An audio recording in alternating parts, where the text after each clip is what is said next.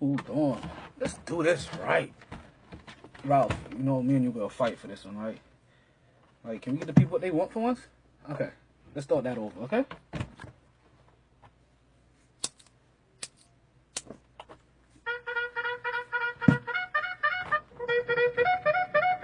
MyT! Muy bueno. MyT! Wait, is this season 2? I wasn't even ready yet. So what? Do I just insert a hot take here or something? MyT! LeBron James and the Cleveland Cavaliers are going to repeat, but they are going to play the Knicks in the Eastern Conference Championship, and the Jets are going to be in the Super Bowl. You don't get much hot take than that. MyT! Take that. MyT! Brooklyn's down, baby! Brooklyn's down! MyT! Good evening and welcome back to another edition of the MyT Sports Podcast. As always, I am your host, the one and only Talent T Triple Threat. Say my name 3 times, Taylor. Woo! It is March 1st. Believe it or not. Like, I don't even know what to start for you guys. It's been a while since we spoke. It's been a while since the last time we spoke. Then, you know what? This is gonna be a fast show for you guys today, right? Like since the last time we spoke, like it seems like the whole entire world has changed. Like Trump is still president, unfortunately, or depending on how you look at it. Fortunately, if you talk about how I feel about it, unfortunately, Trump is still president, so that hasn't changed. But we have officially transitioned from Black History Month to what is now Women's History Month. Revis has gone from being released from jail to being released from the Jets. The NBA trade deadline is passed, and we are in free agency. And there's been some moves. But you know what I say. Regardless of the time, regardless of the weather, it's always a good time to talk some sports. Back at it like a sports fanatic. We're here today, South Florida. It's beautiful outside. Freaking beautiful, 78 degrees. You gotta love it. And we start off with a place today in football world. Oddly enough, in football world, because there's no football going on right now. But football has done what football does. That they, and like all of the sports, I shouldn't say all of the sports. Football has found a way to do it. Basketball has found a way to do it. I don't think baseball has quite found it yet, and neither has hockey. But basketball and football has definitely found a way for you to make sure that you talk about them 24/7. In the off season, during the season, doesn't matter. Preseason, postseason, you have a reason to talk basketball or football. And today is no different than any other day, right? Because what's going on now is that we have the draft that's coming up right around the corner. So in preparation for the draft, we have now the NFL Combine. But before all of that even takes place, you have teams that are starting to release and sign players to either lengthy contracts or if you're lucky like Kirk Cousins, then you get another franchise tag as he sticks with Washington. Or if you're Darrelle Revis and the Jets, like I said, you've been released. But not only has Darrelle Revis been released, but so has Nick Mangold. And it's an odd day in Jet Nation for that release, because what happens there is that we have a love, as us Jets, we have a love for Darrelle Revis for what he did during the Rex Ryan time, during the Mark Sanchez era. And all of the love that we have for Darrelle Revis comes from his on-field production during the Rex Ryan, Mark Sanchez era. And that's it. And it gave us all kinds of notoriety because nobody really saw the Jets coming at that point in time. But we had this young kid, Darrelle Revis out of Pittsburgh. You know, his uncle had played was a professional baller. I'm not quite sure if it was football or basketball, but I remember his uncle being a professional baller. Darrelle Revis came out of college, you know, not only being a stud football player, but also being a stud basketball player. And his whole entire career, he has found every opportunity to maximize his money. Always betting on himself. Always making sure that he's getting the next guaranteed dollar if you're going to keep calling him what you're calling him, which was the best cornerback in the game. A shutdown corner. He was following you anywhere. Revis Island. He shut down anybody you can think of. We're talking about Megatron. We're talking about Larry Fitzgerald in his prime. We're talking about we're talking about Ocho Cinco at the time. Well, you name them. He put them on lock.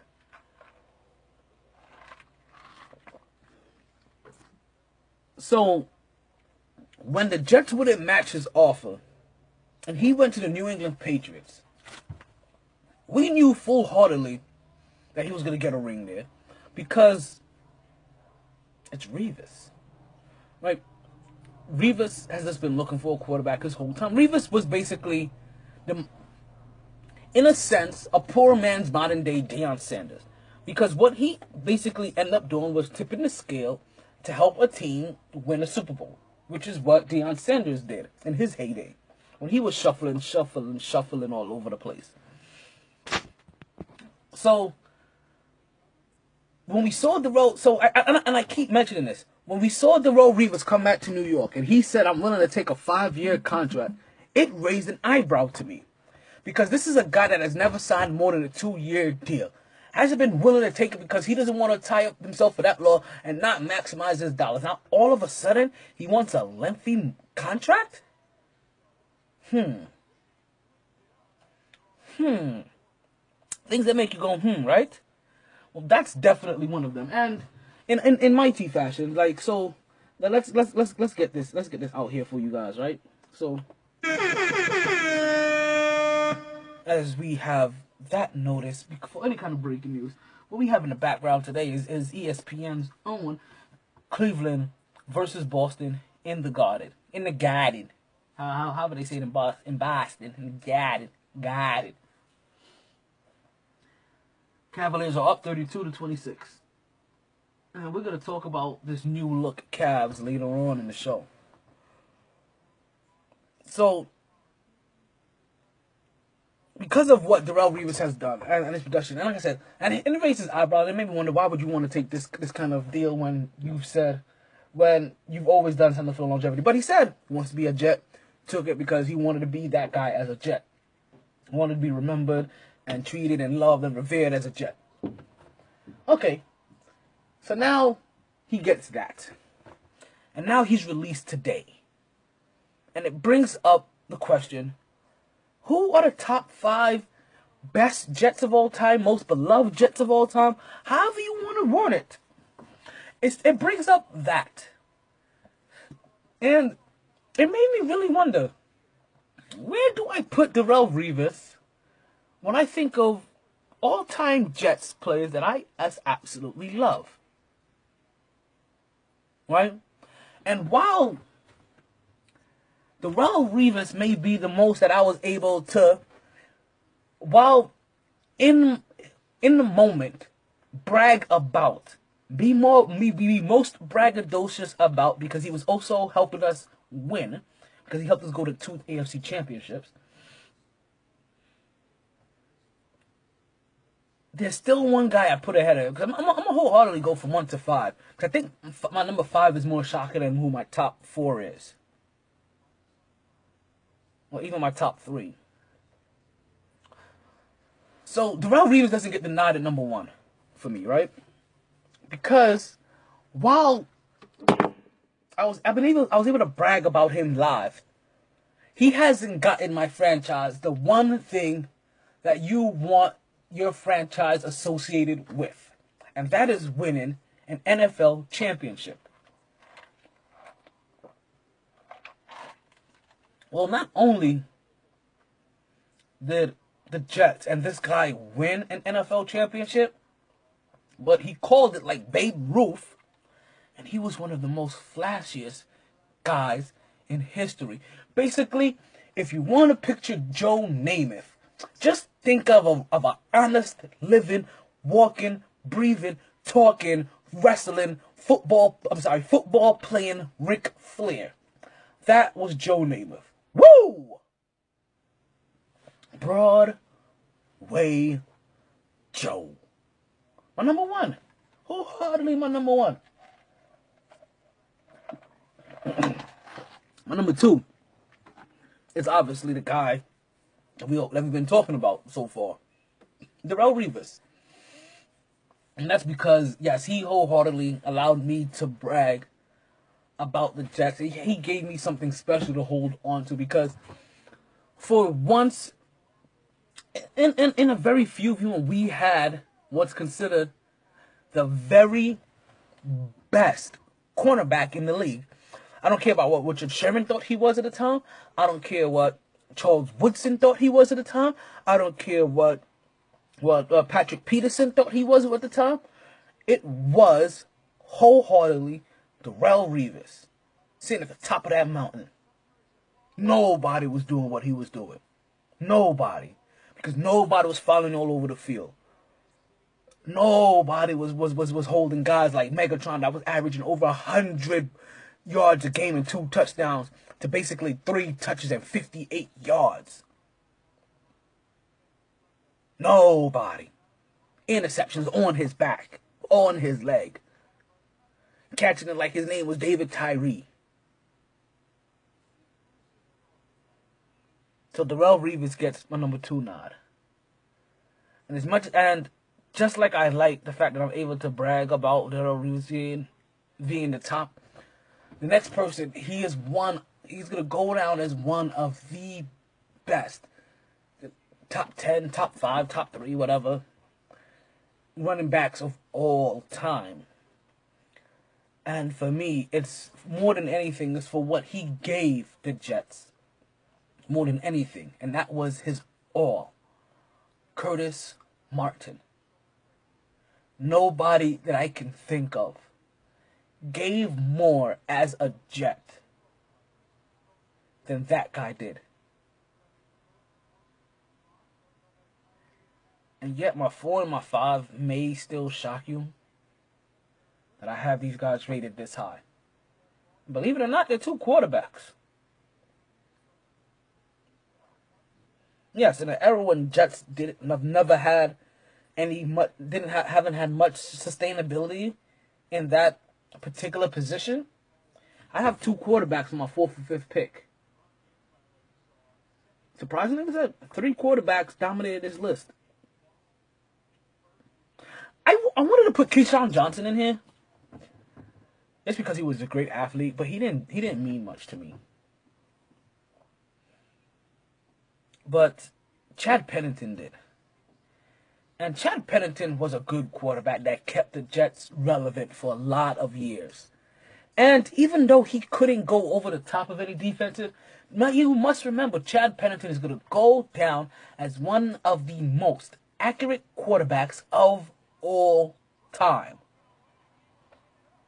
So I'm not picking random people here or a bunch of scrubs here. Like, we're talking about Joe Namath, called the Super Bowl, brought the only championship to the Jets, but let's not forget, brought a whole entire league with him when he won that Super Bowl, because it validated the other league, I'm doing air quotes here, was good enough to play with the NFL. The AFL. When I say the other league, just so you guys know. I said Darrelle Revis, one of the best cornerbacks of all time.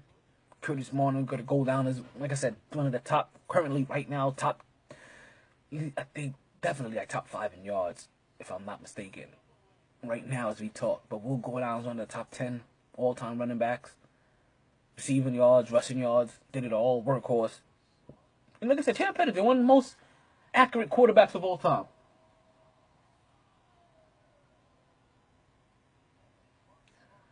The last guy is very much a hard pick. This last guy. And we're going to touch on him when we come back from this commercial break. And not only that, there's a team that has gone 16-3 in the NBA since the middle of January. We're going to talk about them too, and more, when we return on the MyT Sports Podcast. Let me put you in the game. Being taken advantage of isn't a game and it needs to stop. Aren't you tired of being ripped off by those other guys? Then head to Multiverse Video Games and get the value you deserve on your games and gaming products. Your games cost money, and you shouldn't feel like you're just giving them away. So why continuously buy a membership for prices and deals that you should be getting anyway? Multiverse Games not only has fair pricing and great trading deals, Multiverse has a wide variety of games, not just all your popular next-gen titles, but also all your favorite old-school titles and systems, starting as early as Atari and Nintendo to as current as PlayStation 3 and Xbox 360, and yes, that does include PlayStations, GameCubes, and Xboxes in between. They've been family-owned and operated for over 10 years, just off the intersection of 183rd and 7th Avenue in the Nurses Registry Plaza. That's conveniently located at 830 Northwest 183rd Street, Miami Gardens, Florida 33169. Believe it or not, just 5 minutes from Sun Life Stadium, $7.90 the ticket, and oh no, let's not forget Tootsie's Adult Entertainment Center. Multiverse Games, where you save more so you can play more.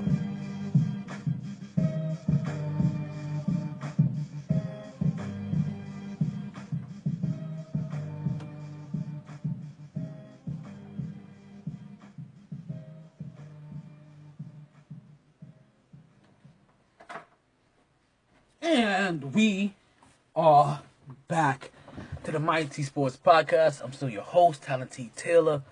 Welcome back if you're still listening. Thank you because you're listening live on the Mixlr app. Or you could be listening next day if you on TuneIn Radio or SoundCloud, or however you listen. I do thank you. It's much appreciated. And I know you're probably wondering, my very faithful audience, the plenty that you guys are. And probably wondering why the podcast started early today. You know what I mean? But it's one of the few times I actually happen to be coming from Miami today to come to the MyT Sports Studio, and traffic today was just a little off.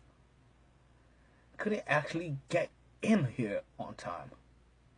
When I'm normally here hours ahead of time.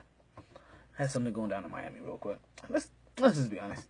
I've been doing promos for and guest appearances for Multiverse Video Games. The guys that you always hear me talking about. Actually, the guys you just heard me talking about in the last commercial.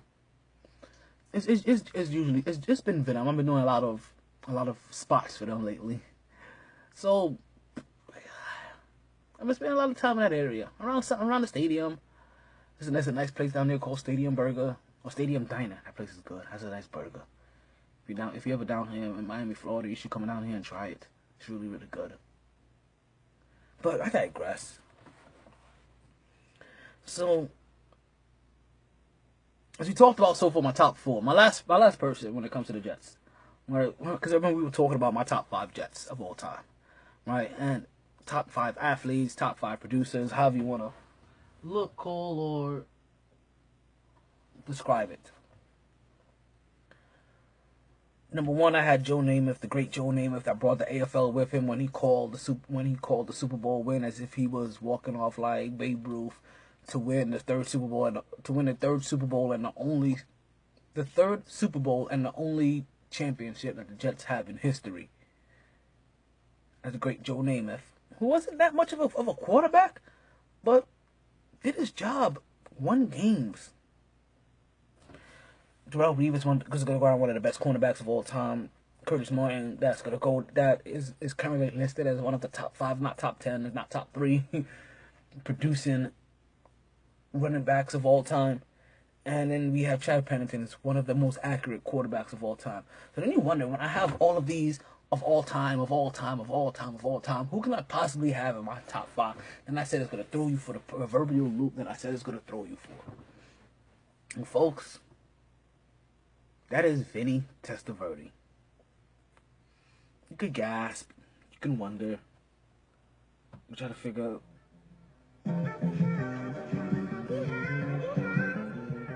Like, if I get high, no. Or if I am right now. But really what it is that, as I told you, that there's not a lot of consistent quarterback play that the Jets have. But there's one thing I do remember, and it was probably for a good decade.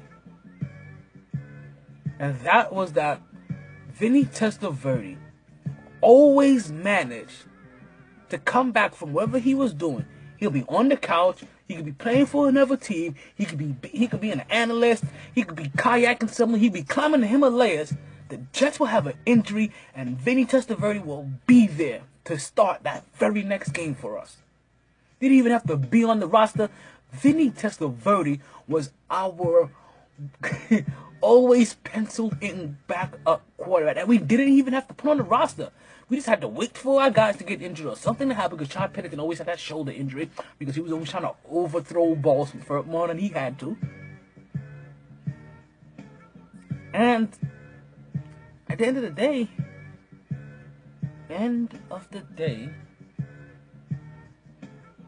he was just there for us. And that can't be overlooked.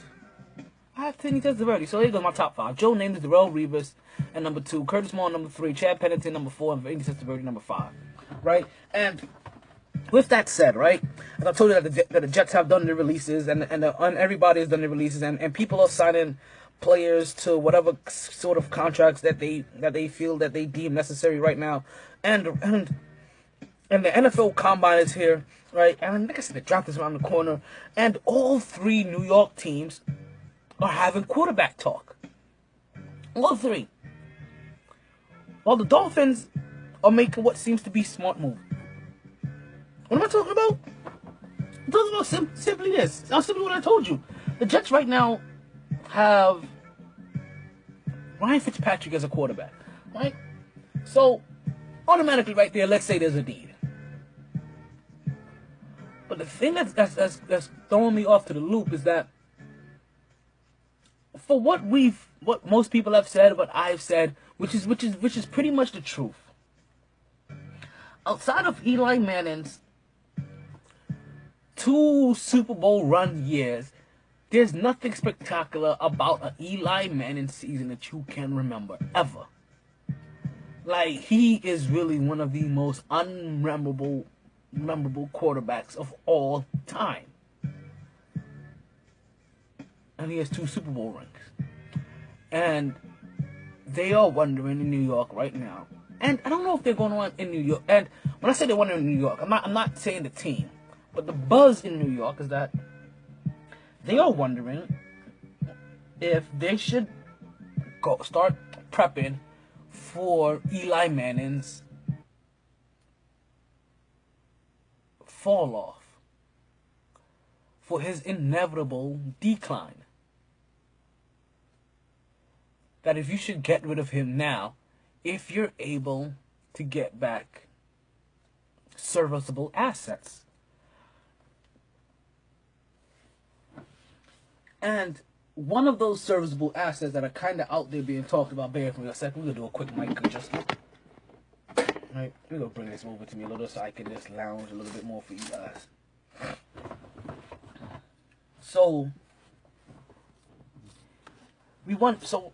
that also brings up serviceable asset number 1, who's also happens to be in New York, just under a different title as Buffalo, where they're still kind of unsure what to do with Tyrod Taylor. And I'm telling you right now, if I am the Giants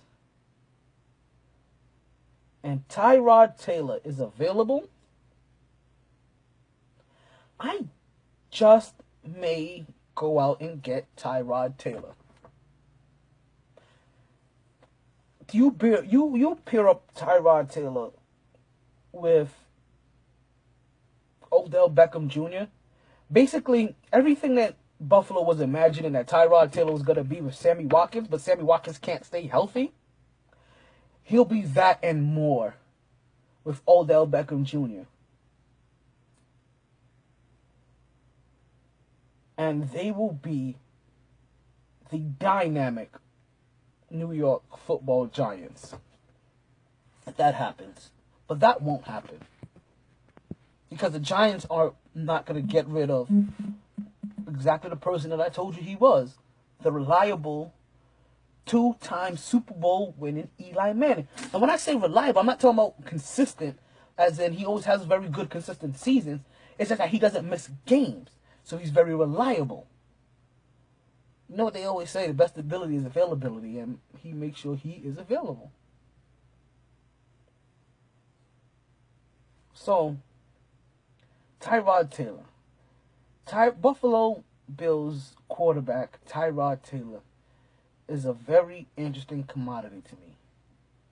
If I'm the Jets, I would want to get him. But for some odd reason, I hear the Jets are going after Tampa Bay's quarterback. I didn't get his name, but some guy from Tampa Bay, that they may be getting him. So we'll see. As the Jets now are going to have 3, maybe 4 quarterbacks on their roster that they have no clue what the hell they do. Pettit, Hackenberg. Now they're going to bring in this guy from Tampa Bay. And if he's still on the roster, Geno Smith. Yeah, that guy still plays ball. In case you were wondering. But in all of this, the Miami Dolphins are actually making smart moves. They have a stud running back in Ajayi. They have Wake and Sue.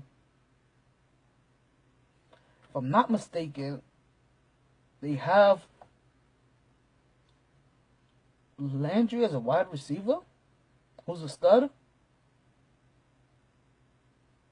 And then they go out and they pick up Super Bowl tight end Julius Thomas,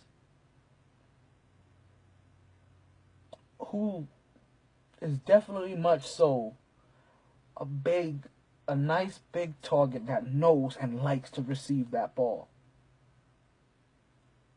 What I'm surprised about, though, with the status of Grunk, why did the Patriots go after him? They holding on to Bennett that much, or finding Bennett that reserved as a player that they can say, hey, we can go forward with Bennett while holding on to Grunk and not have to even look at Julius Thomas? It makes me wonder how Julius Thomas is going to come to Miami. Listen, he was in Florida already, not producing. Now he comes down to South Florida. And South Florida is not an easy place for you to be productive at if you're not focused. Now, we all know that he was Peyton Manning's boy. But we also know that Peyton Manning is a stickler for detail. And that he gathers his receivers, tight ends, wide receivers, doesn't matter. He gathers his receivers in, and he puts in a ton of personal practice with them to get down timing, because it's not something that you can get in practice. I mean, it also means get up a lot of your spare time. There's a lot to do in your spare time down here in South Florida. And Julius Thomas, for some odd reason, doesn't seem like the guy that does not like to have fun. I'm not saying anything bad about him. Just saying he doesn't look like the guy that will enjoy himself if he's here. And that may be his only problem. We're gonna go to a commercial break. When we come back, we're gonna talk some more. We're gonna talk some more sports. We're gonna get into the NBA. As I told you before, this other team that we have to talk about. This is a team out here that's gone 16-3 since January 19th, to be specific. We're gonna talk about them when we get back. Finally, on the MyT Sports Podcast. Setting up for a vacation is way easier said than done. If you've ever been through the pain of trying to put money aside every month to reach your goal, you'll know what we're talking about. It's time to get help from someone who can turn your goals into reality, once and for all. Introducing TheyPay, your new friend and ally, who'll do all the dirty work for you. TheyPay will use your active checking account to automatically round up your everyday transactions to the nearest dollar, transferring the spare change into a secure TheyPay savings account. Our idea comes from the old method of putting away spare change into a piggy bank. 1. Create your TheyPay account and choose a unique username and password. 2. Register your active checking account. And 3.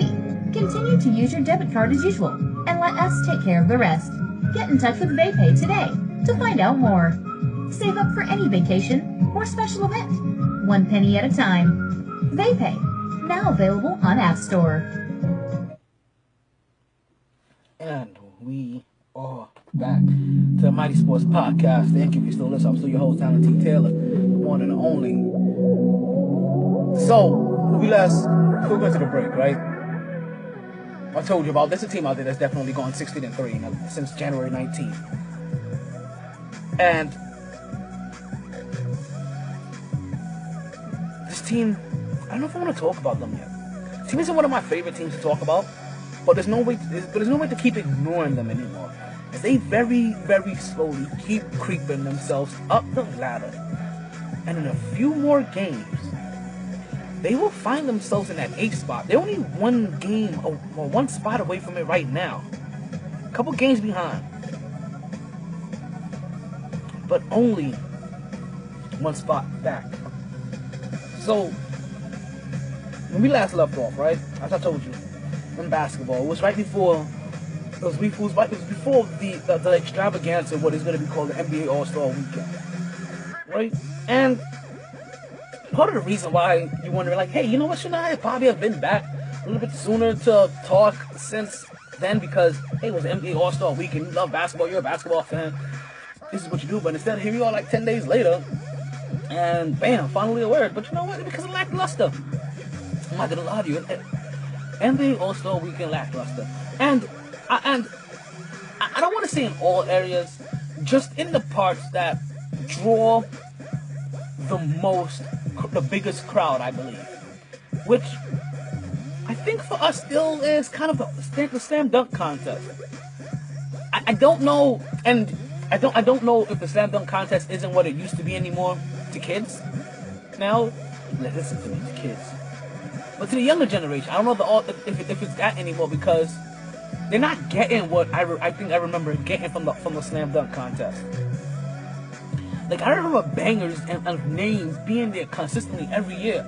We're talking about Kobe. We're talking about Vince Carter. We're talking about Amari Stoudemire. We're talking about Jordan. We're talking about Sean Kemp. We're talking about Sean Kemp. We're talking about Sean Kemp. We're talking about Dominique Lucas. You know what I mean? We're talking about Tracy McGrady, but we're talking about bona fide studs. Like, I mean, even Blake Griffin doing it even more recently was something of a phenom, of a spectacle. But I don't know what it is anymore. And there's something I've been meaning to say, right? Because it's probably something that doesn't get talked about enough, right? And so I'm gonna pause for a second. It's gonna sound like I'm taking a quick jab at LeBron, but I'm not.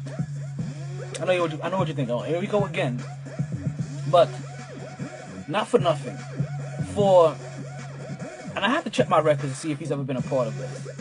But for the dunker that LeBron James is, for the criticism that he gets for not being in the slam dunk contest, I'm curious that for the shooter or scorer that Carmelo Anthony is, how come he doesn't get as much slack for not being in the three-point contest? Or Kevin Durant for that?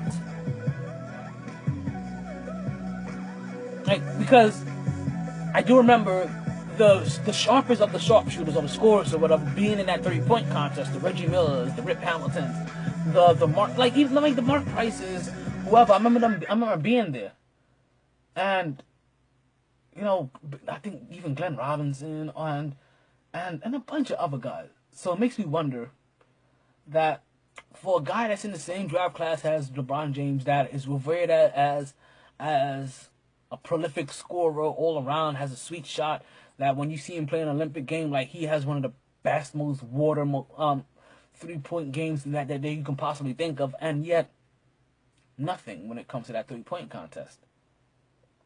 Definitely makes me wonder. Definitely makes me wonder.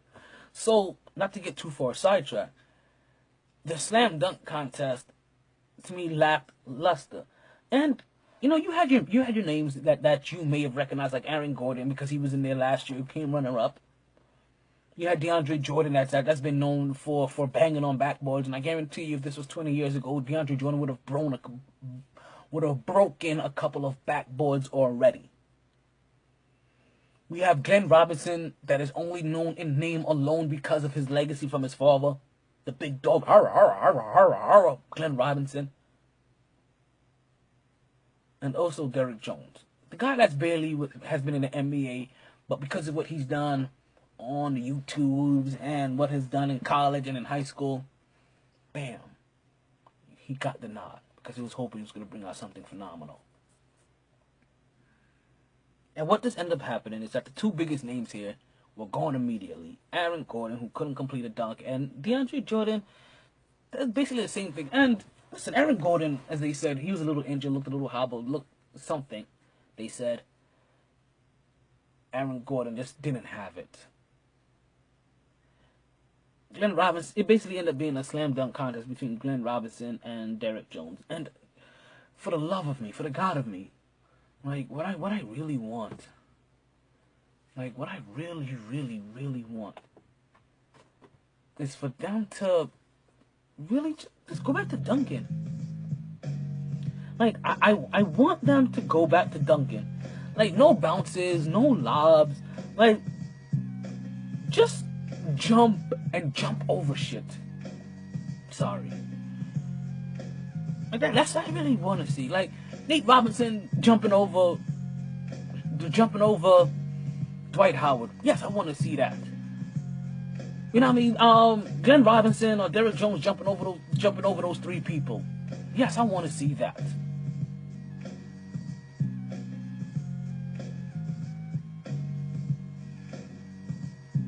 Blake Griffin jumping over a car. Yes, I want to see that.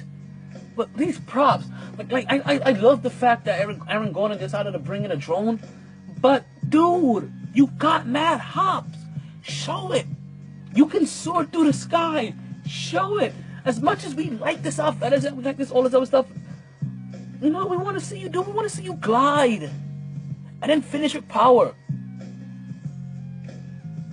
So people knew this. Vince Carter and them understood this. Jason McGrady and them understood this.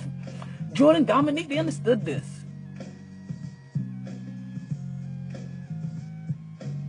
I think that always got Sean Kemp is that he always wanted to bounce his ball somewhere.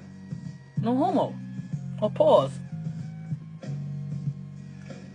So I really just want him to go back to dunking. I just want to see them soar through the sky, spin a couple of times, jump over some shit. I don't give a fuck if it's orange freaking cones. Let's just show off your athleticism. You don't have to bounce it. See, this is why LeBron James has never really been in the slam dunk contest, I think, because he likes to do like fast power dunks, and I think he thinks it's they're going to be overlooked. But I said at the beginning, you see LeBron James do a bunch of fancy dunks. He also does a lot of fancy dunks when there's a wall right behind him, something that he can throw the ball at, he can get the bounce that he wants back, and then he catches it and powers through. I don't think he can rely on somebody to give him the ball at the pace and with the pace and ferocity that he wants to catch it with to be able to finish, so he can look as spectacular as it does when he's doing it in the gym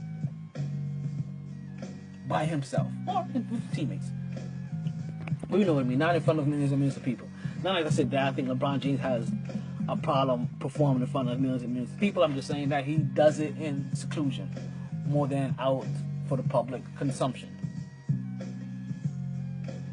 Now, the skills contest was a lot more interesting. Glenn Robinson won the slam dunk contest. It was a little bit more interesting as basically we have this big man versus small man game, and the bigs showed once again for a second straight year that the Bigs can handle the rock. As Knicks forward Kristaps Porzingis walked away, beating Utah's big man, Brandon Haywood. You know, you can call it as much as a buzzer beat as you can for that title, or for that award. As it was really neck and neck. And what it came down to is that they both shot a three that went in. It's just Kristaps Porzingis had a little bit more zip to it, and it just went in first. That's all it was. I think he even took his shot after Brandon Haywood.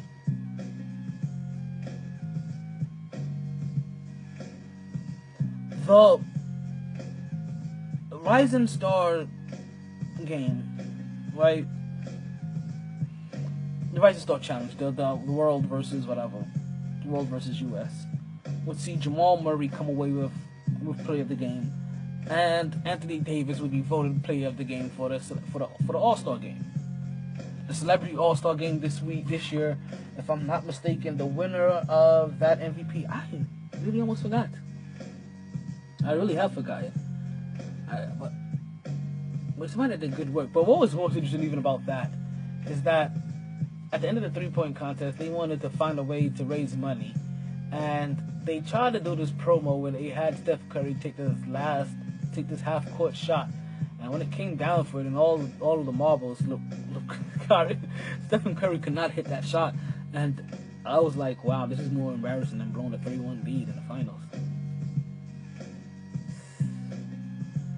The good thing, there was a good producer out there that at the very last minute called for an audible and was like, hey, just give the ball to some kid and have Shaq put him through the basket. And then Shaq was like, do you want me to put the kid through the basket? Or do you want me to put the kid in and put the ball through the basket? Because you told me that I want you to put the kid through the basket. You want me to put the kid through the basket and you big ass. So yeah. That went swimmingly.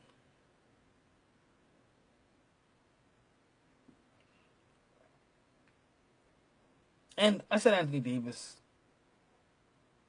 was voted in, played of the game, because that's basically what happened. He's from New Orleans. New Orleans turned out. New Orleans showed out. New Orleans supported their guy. And he got play of the game because it should have been a three-peat by Russell Westbrook. I'm just saying. The Russell Westbrook that got snobbed from starting. It should have been a three-peat from him. As remember when we saw Kevin Durant throw him an alley-oop. And can I say this again? TNT really has to have Reggie Miller stop calling next game. It's really killing me. I can't listen to Reggie Miller's voice on the next game, man. It's just flat out Wu-Tang Clan torture. Now, the three-point contest saw their champion eliminated early in Klay Thompson. As that would seem to be the theme. Slam dunk contest, the two names are gone. Three-point contest, the name is gone. And the three-point contest ended up ending in a sudden death shootout, basically a whole new shootout one, right, between Kyrie Irving as he chased his second three-point contest championship, and Eric Gordon, who chased his first. Which ended in Eric Gordon winning his first three-point championship shootout. Three-point shootout contest. And just like a lot of these guys from this All-Star weekend, right? Like a lot of these guys will most likely go on to be Hall of Famers. Like you would assume, right, that most of these guys will go on, at least a decent percentage of these All-Stars will go on to become Hall of Famers in some way, shape, or form. We'll talk about them a little bit more when we come back from this commercial break.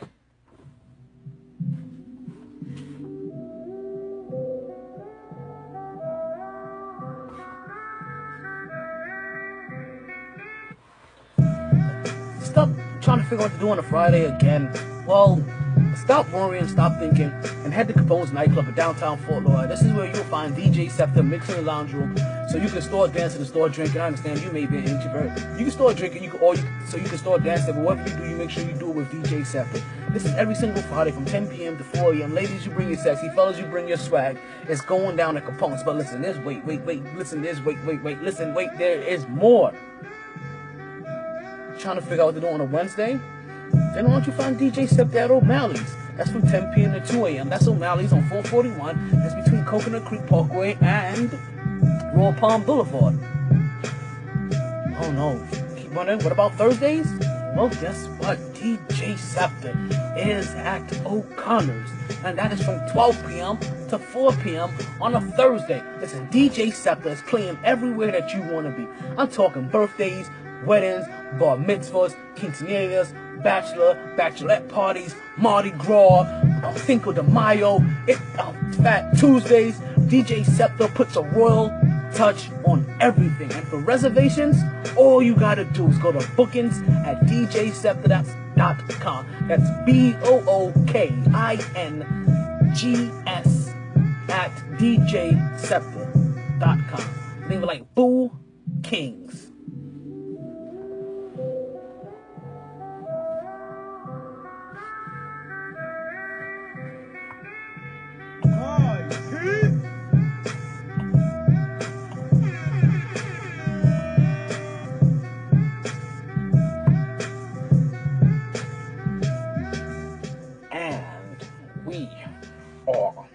Back to the MyT Sports Podcast. Yeah, it's the last segment of the show finally, and we are here. We are about to get this wrap up cleaned up, and we're still basically talking basketball. We're talking a lot of basketball because, like I said, we just basically recapped the weekend or the All-Star weekend. We haven't even gotten into free agency, and because, like I said, All-Star weekend is, like I said, it is a funny thing because you do see a lot of people from that are all-stars become Hall of Famers. And if these guys are lucky enough, they're gonna be calling themselves Hall of Famers. And it's gonna be fairly similar to the guys that we are seeing like that have been nominated this year. We have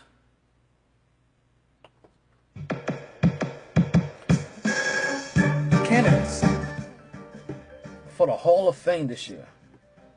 Like 7-time All-Star Tracy McGrady. Hold on, we gonna put a little pause on this one. So, cause I want you to hear these names. I want you to hear the list of these names. We're talking 7-time All-Star Tracy McGrady. MyT! 5-time All-Star Chris Webber. MyT!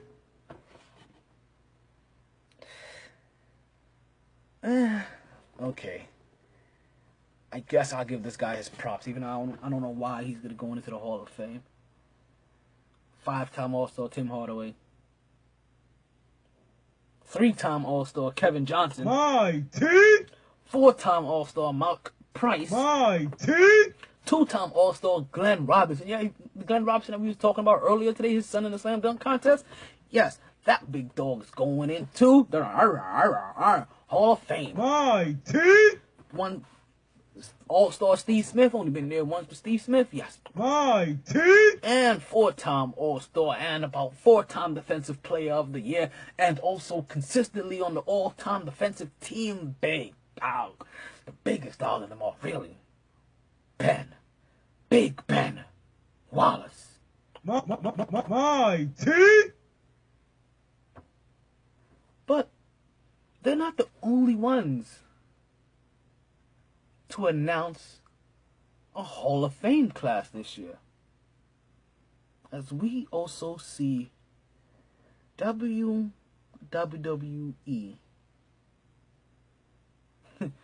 announce their Hall of Fame class as they prepare themselves as well.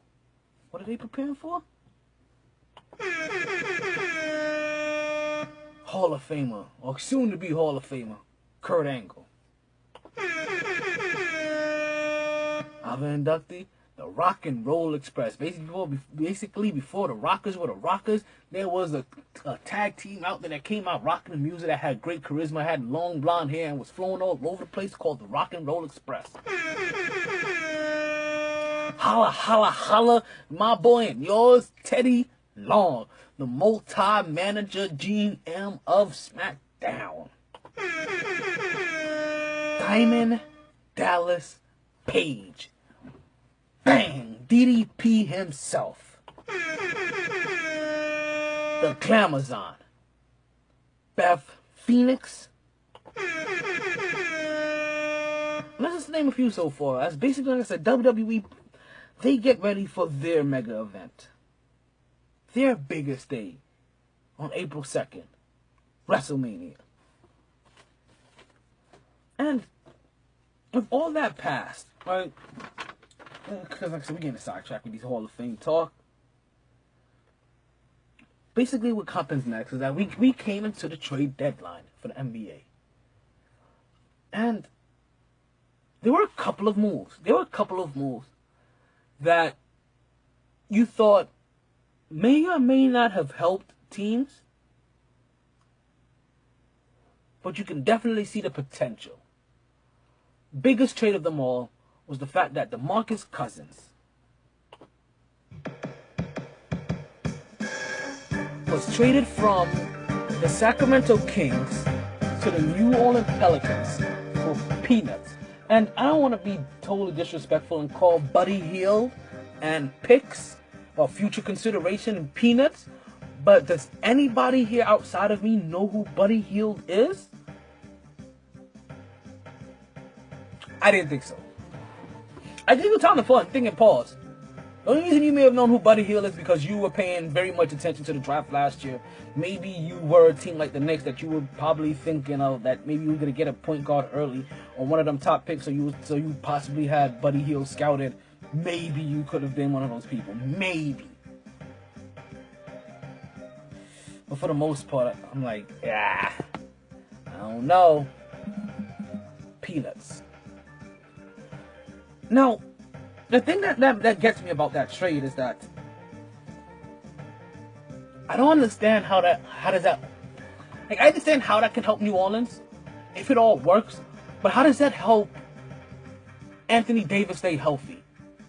And that's what's going to be my number one concern. How does DeMarcus Cousins going to New Orleans help Anthony Davis get healthy? Because while I think that these guys are going to be dynamic players, and they're going to have to pretty much learn together, Anthony Davis' health negates all of that. Because if Anthony Davis can't stay on the court, then basically you talk about a team that's basically run by the most consistent healthy guy on the court, and that is now again DeMarcus Cousins. And now New Orleans has what Sacramento has. As New Orleans goes on to move, as Sacramento goes to move on to not Karl Anthony Towns, but the guy that came after him. His name is Willie Cauley-Stein. There we go. These people in these three names all of a sudden.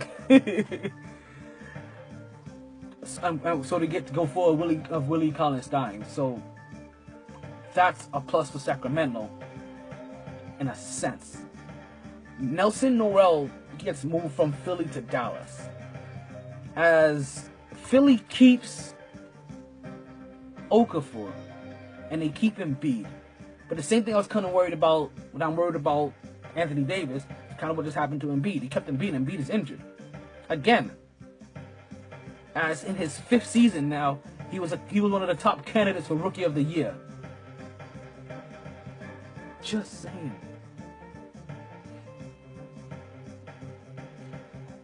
But most notably, was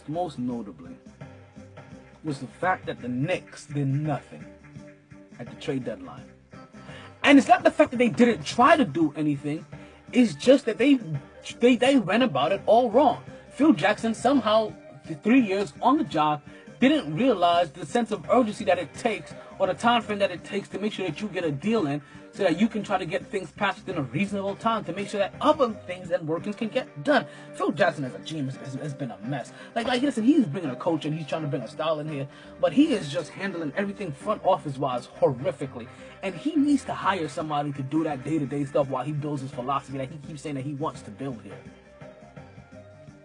A culture. The Knicks tried to get the point guard from Minnesota,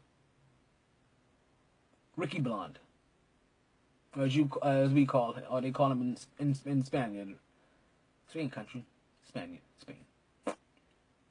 Ricky Rubio. The same Ricky Rubio that when he was drafted, the Knicks would have killed to have gotten, would have tried to get when they could have paired him up with Stoudemire, so they could have run that pick and roll game instead of we got lucky or unlucky and landed with Jeremy Lin and had an insanity in the mouth.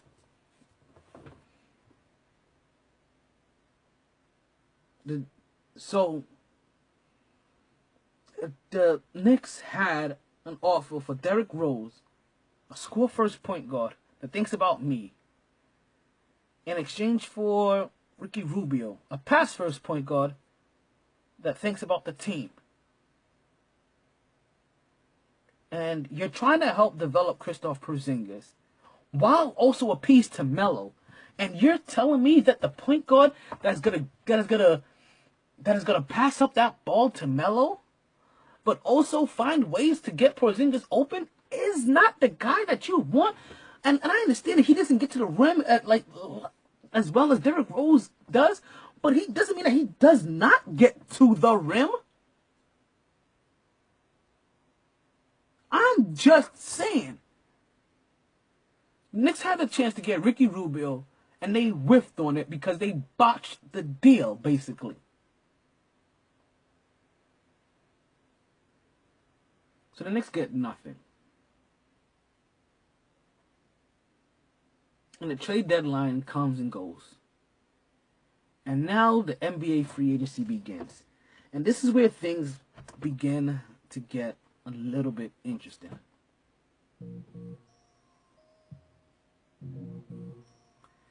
As the top free agents in the NBA prepares themselves to go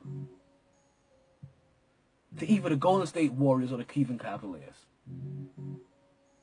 To be honest with you, nobody's even going to San Antonio anymore. Not signing the offseason. San Antonio always just make people forget about that they even exist, while everybody else makes all these changes. Two biggest names so far is Andrew Bogut and Deron Williams.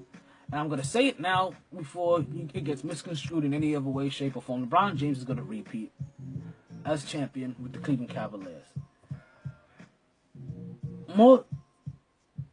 Yes, because they got Andrew Bogut and Deron Williams, which I think is massively major for them. But more notably because Kevin Durant is suffering from bone bruising. And if the Golden State Warriors had any sense, they would be scared. Because LeBron James, after playing you for a second year, figured out how to beat you. The piece that you got to be able to get back over the LeBron hump, you just lost. While LeBron James and them just reloaded. And you are sitting there with low ammo trying to fire away Golden State. And pretty soon, all you're going to hear is click, click, click, click, click, click, click, click, click, click, click. Because you're going to run out of ammo. And LeBron James is going to be sitting there, two-time champion Cleveland, in the land. And it's going to be hard to deny a four-time champ his greatness. I'm just saying. Still won't be better than Kobe or Michael. But you can't deny a four-time champ any form of greatness. Even though, look at his teams. Jesus, Deron Williams. A guy that we had up there with Chris Paul some time ago. Kyrie Irving. Derrick Williams. Now, another guy that was like, you understand, like this scheme, Andrew Bogut. This team just keeps on getting people that was dropped in the top 3, top 5 picks. Time after time. Kyle Krover, J.R. Smith coming back. This team is loaded, and I don't see anybody stopping them. Now, if Golden State, like I said, not only should Golden State be afraid, but Golden State should actually play it smart. And Golden State should be looking at every other person that is a scorer that they think that can fit that chemistry. And to me, to be honest with you, I think that's Brandon Jennings. The Knicks let go of Brandon Jennings, and I think that the Golden State Warriors should go after Brandon Jennings. I think that they can use another dynamic backup point guard like that, somebody that can score, take the ball, push the pace, but also can average that we know for sure 5 to 6 assists off the bench. Someone like that, I think that thing's going to be very beneficial. But let's not forget that also Houston managed to get Lou Williams from the Lakers as Magic makes his first move as he takes over as the president of basketball operation with the LA Lakers. So yes, there has been some moves that have been made. Front office moves, a couple of moves here and there that I've been interested. It's just that outside of Golden State and Cleveland, nobody else is making really major moves. Like as mentioned, like so, we like Boston and Houston happened to re-up a little bit more. We're really wondering, like, what is there out there?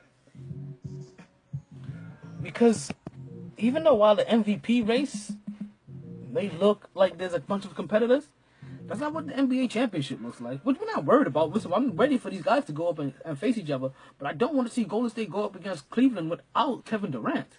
Let's not get that twisted. Without Kevin Durant there, what is the point of watching?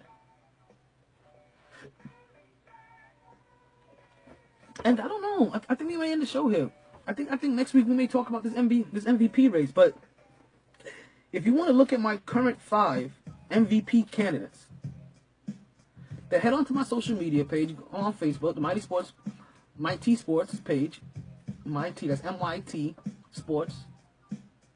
Just check that out on Facebook. And you will very soon see, shortly after this show is over, me posting on who you think, because I'm going to give it some time. Let it sit there and marinate, and next week we'll see what the people thought. Actually, that's exactly what we'll do. We'll see what the people thought. We'll leave it up there for you for right now. We'll leave it up there for a week, and we'll let you see what the people think. And you can pick who you think is your MVP. I give you guys 5 candidates. And there's been one slight change because Kevin Durant has been injured. Kevin Durant was in there because Kevin Durant, to me, was showing that he is one of the most valuable players in this league. Leading that team in scoring, leading that team in rebounds, leading that team in blocks. Finally showing up on the defensive end of on the court like we've never ever seen him done it again in his career. But now he has bone bruising. Bone bruising. I know I keep saying bone bruising. You wonder what the hell is bone bruising. That means that you went past whatever protection is normally between your bones and that cartilage, and you went straight bone in bone, and that is now bleeding. Bone bruising. Thank you, folks, for listening to the MyT Sports Podcast. I'm your host. Thank you. I'm Tyler Taylor. And once again, you can catch me every Wednesday at 8:07, sharp-ish. Because we're going to talk more. Like, so when we go next week, we're going to talk about these MVP candidates of ours. And who really should come up on top. And next week, we're going to find out if Russell Westbrook. Because I know we didn't get a chance to talk about him, but just know. Russell Westbrook is still on pace. Every day I'm hustling. We call it Mike. 30 and 60. So far. 30 and 60. So, folks, thank you. That is the show. Thank you. Stay tuned. Remember, live every Wednesday, Mixlr app. Next day, you can find it on TuneIn Radio or on SoundCloud. Also, stay blessed. And whatever you do, don't stress. Life is too short. Whatever's going to happen tomorrow, it's going to happen. All you can do is prepare for the next possible thing and move forward.